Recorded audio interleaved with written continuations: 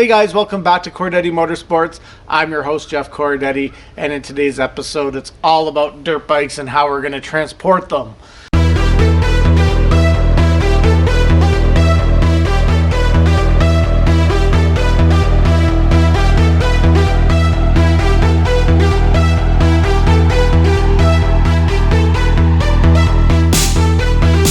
So, I drive a 2019 Toyota Tacoma TRD Pro. I also ride a 2003 RM125 Suzuki dirt bike. Now, I haven't been on it yet. We're just getting the season started. However, it brings me with a problem. There's places I want to go to, and how do I get there?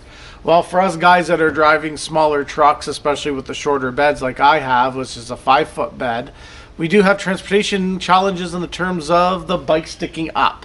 So it leaves us with a few little options. You can try to put it on its side. Mine is still too long for that without the tailgate staying down.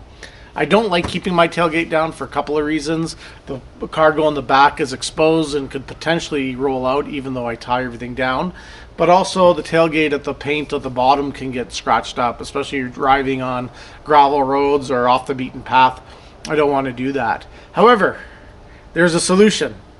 You got a few choices actually. So the choices would be I could go buy a tow behind trailer like I did before, except I'm downsizing, so I'm going to do more minimalist living. So it would pose a problem of licensing the trailer, also where to keep it and store it and all that other logistics. I want something that's very convenient and easy to do. So I could do something else. I could do a bumper style trailer hitch. They sell them in where I live in Canada at Princess Auto. They have what's called a hitch carrier. Those ones there are around $80, $90, $100, not on sale.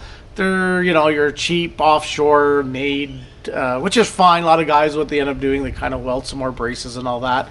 I don't like the way it looks, and I don't like how it transports. I did have one. I'm just not sold on it. You can get the similar ones at Harbor Freight and other types of discount tool manufacturers. But I could do one of two things. I can still say I don't want to have any exterior mounted contraptions, whether it's a trailer or a hitch mount. I still want to keep it in the back bed, but I also want to keep my tailgate closed. So there's an option actually. I was actually thinking about something like this for a long time, and then I discovered a couple of YouTube channels that made their own what's called a pedestal. And there's a company out just outside of Calgary in the town of Cochrane, Alberta, and they actually build a robust aluminum adjustable pedestal for your dirt bikes. They sell them in pairs. They get mounted on each side of the bed, and they allow the bike to be in the bed, but the back tire resting on top, and that way you can have your tailgate closed. Just exactly what I was looking for. Best yet, because you're bringing the bike up out of the way, you have a lot more room in the back bed for your ramps, your motocross gear, your boots, or whatever else you're transporting at the time, fuel as well. So we're going to take a ride tomorrow. This is Friday, tomorrow's Saturday. I'm heading out for first thing in the morning to Cochrane, Alberta, to get these bad boys installed. The name of its pedestal, I'll leave the link in the description. You can take a look for yourself. We're going to go hit that road trip. We're going to film the install. We're going to talk to the owner, and we're going to see this thing in action. Well, good morning, everybody. I'm off and running to Cochrane, and that's just located outside of Calgary in Alberta, Canada. And yeah, it's kind of a little chilly today, but by the time I get there, it should be a lot better. It's about a 4-hour drive, just a little under, so I got a bit of a day to do it. I'm leaving at about 7, it's about 10 to 8 right now, so I should be there around lunchtime, maybe a little bit before, depending on how well traffic moves, if there's any weather. But looks like it's clear and sunny for here, although it's 0 degrees. It's all good. I'm gonna drop in and get some coffee and then head on my way. So we'll see you guys in Cochrane, and we'll start doing the demonstration and yeah, the modification process for the pedestals. So guys, stay tuned, and we'll catch you in Cochrane. Everybody, I made it to Cochrane, and it's time to meet Marty and get the pedestals. We're going to show you a little bit about them, and then we're going to look at the install process. Again, it's just a short video, and then we're going to hear from Marty himself and talk about what inspired him and his background and everything. It's quite interesting, so I think you guys want to stick around to the end of the video once the pedestals have been installed and to listen about Marty's story. So guys, let's jump out here and get these pedestals and get them installed so I can go dirt biking.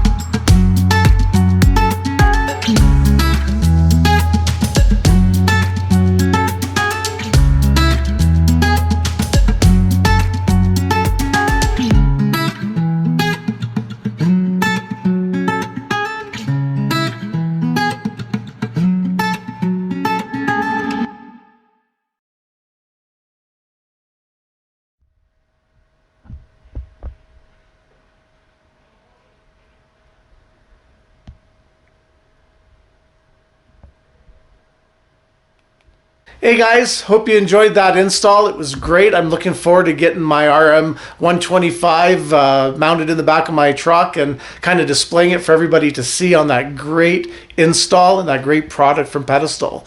So we're here with Marty right now. We're going to talk a little bit about how he got started, what inspired him, and just a little bit about his background as well. It's quite unique. So I've been honored to meet him and talk to him and stuff. So we're going to talk to him for a little bit, see where the company is and see where it's going to go from there. And yeah, guys, enjoy the storyline behind it.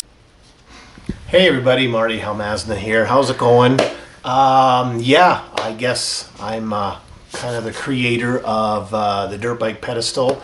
How did it all start? Well, I'm in the automotive industry for years and years, been racing dirt bikes since, man, I was probably 13, 14 years old.